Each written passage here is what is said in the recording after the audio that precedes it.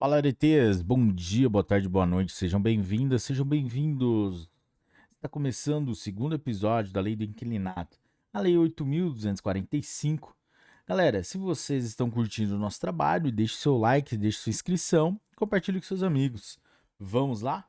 Artigo 23. O locatário é obrigado a: inciso 1, pagar pontualmente o aluguel e os encargos da locação, legal ou contratualmente exigíveis, no prazo estipulado ou, em sua falta, até o sexto dia útil do mês seguinte ao vencido, no imóvel locado, quando outro local não tiver sido indicado no contrato. Inciso 2. Servir-se do imóvel para o uso convencionado ou presumido, compatível com a natureza deste e com o fim a que se destina, devendo tratá-lo com o mesmo cuidado como se fosse seu.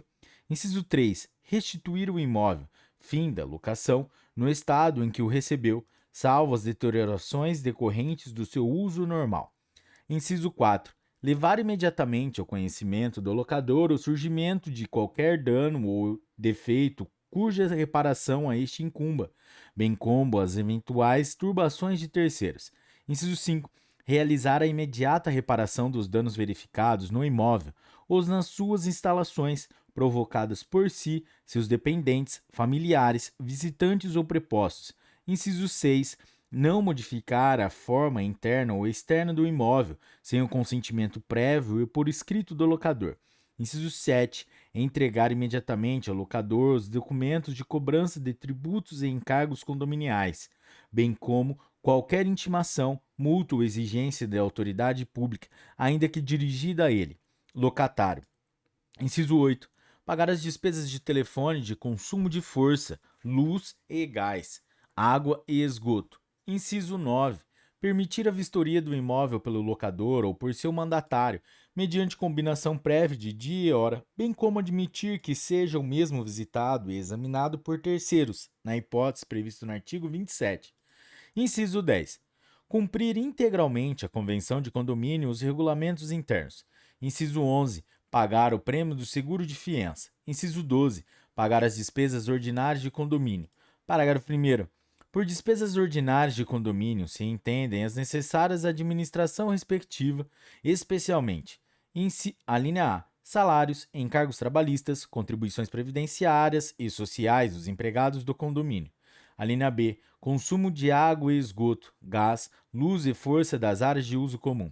A linha C, limpeza, conservação e pintura das instalações e dependências de uso comum. A linha D, manutenção e conservação das instalações e equipamentos hidráulicos, elétricos, mecânicos e de segurança de uso comum.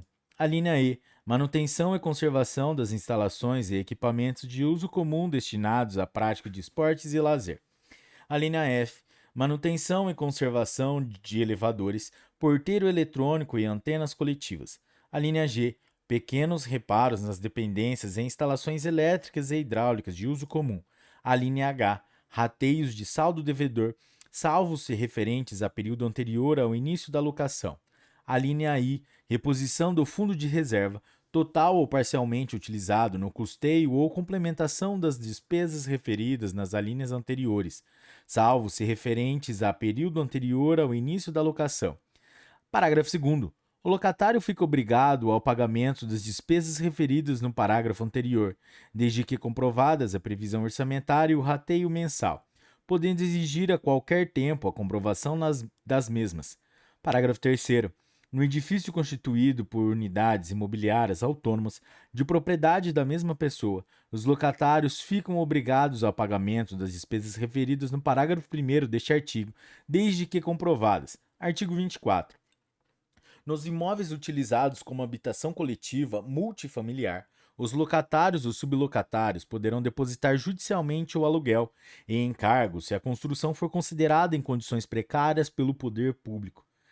Parágrafo 1º. O levantamento dos depósitos somente será deferido com a comunicação pela autoridade pública da regularização do imóvel. Parágrafo 2º. Os locatários ou sublocatários que deixarem o imóvel estarão desobrigados do aluguel durante a execução das obras necessárias à regularização. Parágrafo 3º.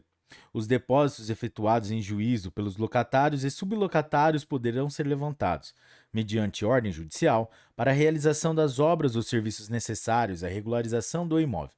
Artigo 25. Atribuída ao locatário a responsabilidade pelo pagamento dos tributos, encargos e despesas ordinárias de condomínio, o locador poderá cobrar tais verbas juntamente com o aluguel do mês a que se refiram. Parágrafo único. Se o locador antecipar os pagamentos, a ele pertencerão as vantagens daí advindas, salvo se o locatário reembolsá-lo integralmente. Artigo 26. Necessitando o imóvel de reparos urgentes, cuja realização incumba ao locador, o locatário é obrigado a consenti-los. Parágrafo único.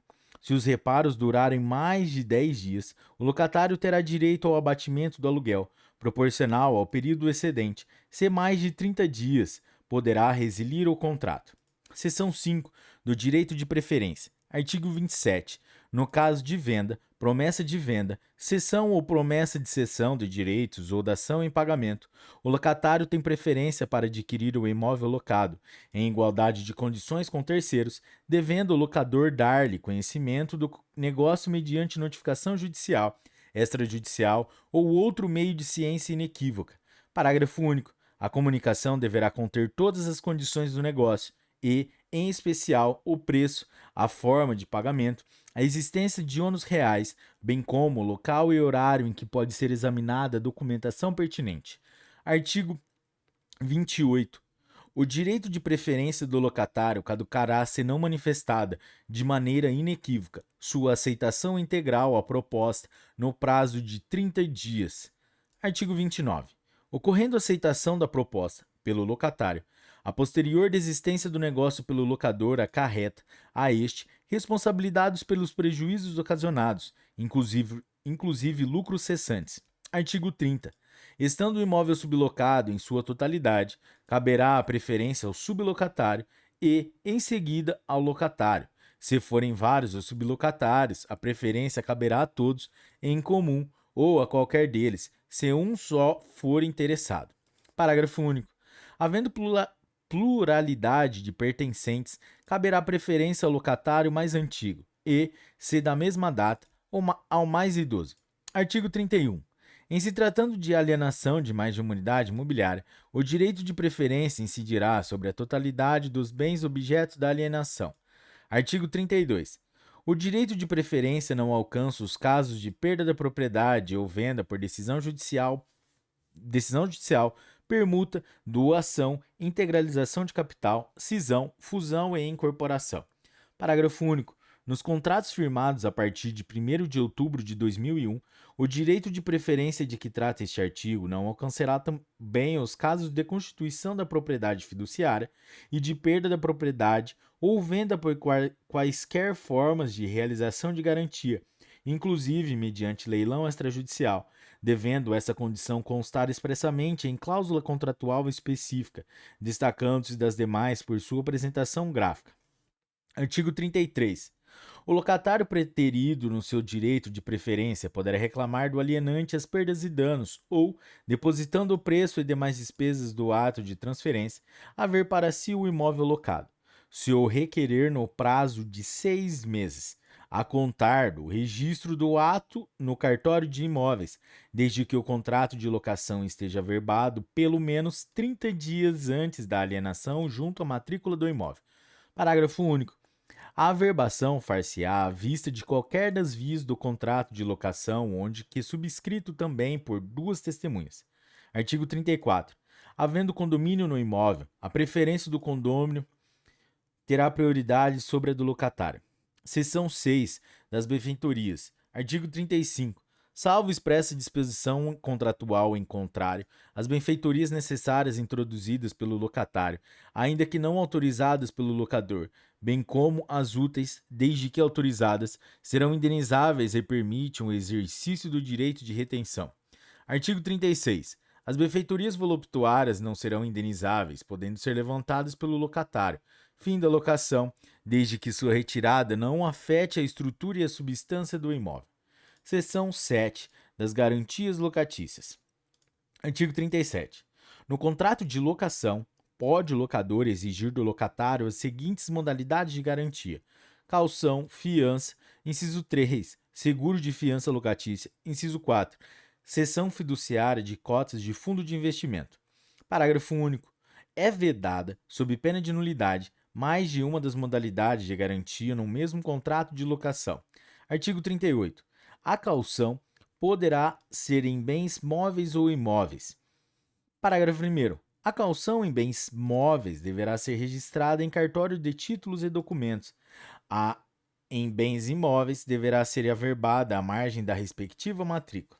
Parágrafo 2º. A calção em dinheiro, que não poderá exceder o equivalente a 3 meses de aluguel, será depositada em caderneta de poupança, autorizada pelo poder público e por ele regulamentada, revertendo em benefício do locatário todas as vantagens dela decorrente por ocasião do levantamento da soma respectiva.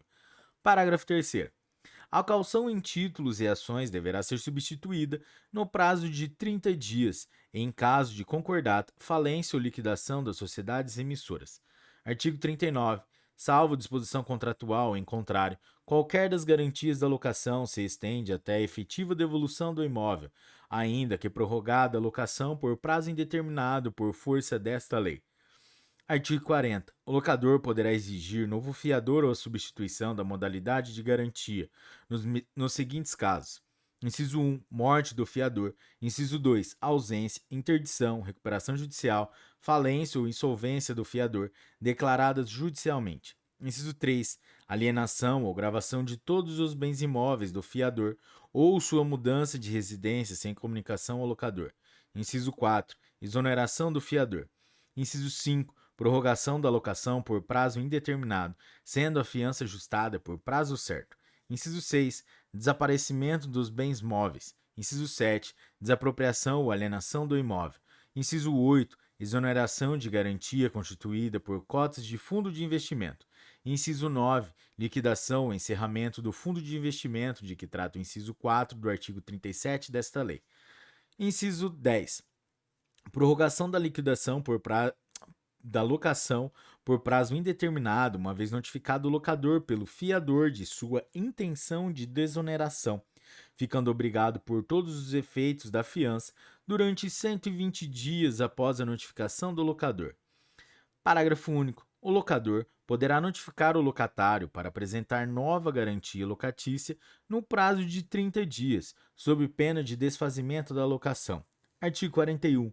O seguro de fiança locatícia abrangerá a totalidade das obrigações do locatário. Artigo 42.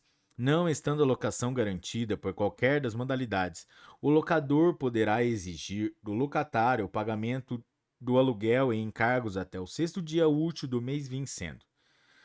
Galera, é isso aí. Esse foi o segundo episódio da Lei 8.245, que trata sobre a Lei do Inquilinato. Se você curtiu esse episódio, deixe seu like, faça sua inscrição no canal, ative o sininho, compartilhe com seus amigos e deixe aí embaixo seus comentários.